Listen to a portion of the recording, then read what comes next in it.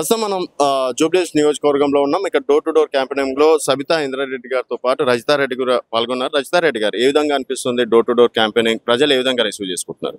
చాలా అద్భుతమైన రెస్పాన్స్ ఉందండి. ఈ రోజు సబితా ఇంద్రారెడ్డి గారి ఆధ్వర్యంలో ఇక్కడ జూబ్లీహిల్స్ వడ్డెర బస్తీలో చేస్తున్న ప్రచారం చాలా విజయవంతంగా కొనసాగుతుంది. ప్రజలంతా కూడా ఏకదం బీఆర్ఎస్ పార్టీ కావాలి, అవుట్ రైట్ కేసీఆర్ గారే కావాలని చెప్పేసి చెప్పడం జరుగుతుంది. ఈ రోజు వడ్డెర బస్తీలో ఒక పెళ్లి జరుగుతుంది. ఆ పెళ్లింటికి పోతే మాకు తులం బంగారం రాలేదు, కళ్యాణ లక్ష్మి రాలేదు, మా బిడ్డ మొన్ననే డెలివరీ అయింది, ఆమెకు కనీసం కేసీఆర్ గారి కిట్ రాలేదు, మాకు ఎటువంటి పథకాలు మాకు కాంగ్రెస్ ప్రభుత్వంలో అందడం లేదు. కేసీఆర్ గారు ఉన్నప్పుడు అద్భుతంగా అన్ని పథకాలు డోర్ టు డోర్ మాకు వచ్చినాయి, ప్రతి గడపకు కేసీఆర్ గారి పథకాలు అందినాయి. ఇప్పుడు ఏమీ కూడా మొత్తం స్తంభించిపోయింది పాలన, చాలా దుర్భిక్ష పరిస్థితుల్లో మేము బతుకుతున్నామని చెప్పేసి వడ్డెర బస్తీ ప్రజలు చెప్పడం జరుగుతుంది. ఇవాళ ఈ ఎలక్షన్ తోని డెఫినెట్ గా కాంగ్రెస్ కి బుద్ధి చెప్పే ప్రయత్నం జరుగుతుంది. ఇవాళ ఈ ఎలక్షన్ యావత్ తెలంగాణ సమాజం కూడా ఒప్పుకున్నట్టే. ఇవాళ కాంగ్రెస్ డెఫినెట్ గా ఓడిపోతుంది అనడానికి అనేక కారణాలు ఈ బస్తీలో చూడొచ్చు మనం. అక్కడ రేవంత్ రెడ్డి కాబట్టి ఇంత ఘోరమైన ప్రతిఫలం అనుభవించాల్సి వస్తుంది కాంగ్రెస్ పార్టీ.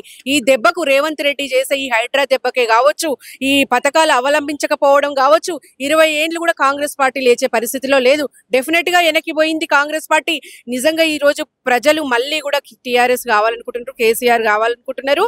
డెఫినెట్ గా మాగంటి సునీతమ్మ గెలుపు ఖాయమైపోయింది ఆల్రెడీ. అంటే సునీతమ్మ గారి మీద మొన్న చూసుకున్నట్టయితే అంటే తను సెంటిమెంటల్ గా కన్నీళ్లు రావడం పైన కావచ్చు, తర్వాత నిన్న ఇద్దరు పిల్లలు అది రకరకాలుగా ఇట్లాంటి కామెంట్స్ చేస్తారు కదా.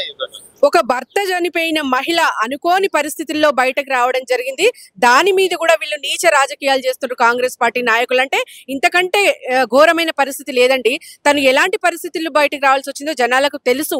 ఇవాళ వాళ్ళ పర్సనల్ మ్యాటర్లు ఎందుకండి, పబ్లిక్ కి 10 ఏళ్ళు సేవ చేసిన గోపీనాథ్ గారిని ప్రజలు మర్చిపోలేకపోతున్నారు. ఆయన పర్సనల్ మ్యాటర్ వాళ్ళకి ఎందుకు చెప్పండి?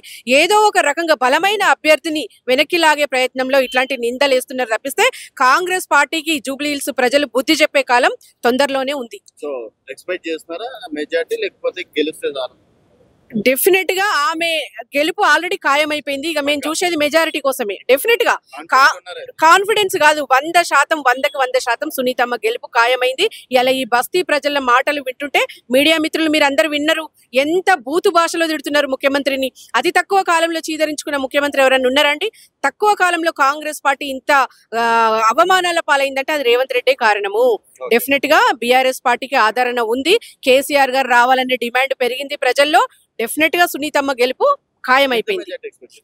డెఫినెట్ గా మెజారిటీ చాలా ఎక్కువ మొత్తంలోనే మేము ఎక్స్పెక్ట్ చేస్తున్నాము.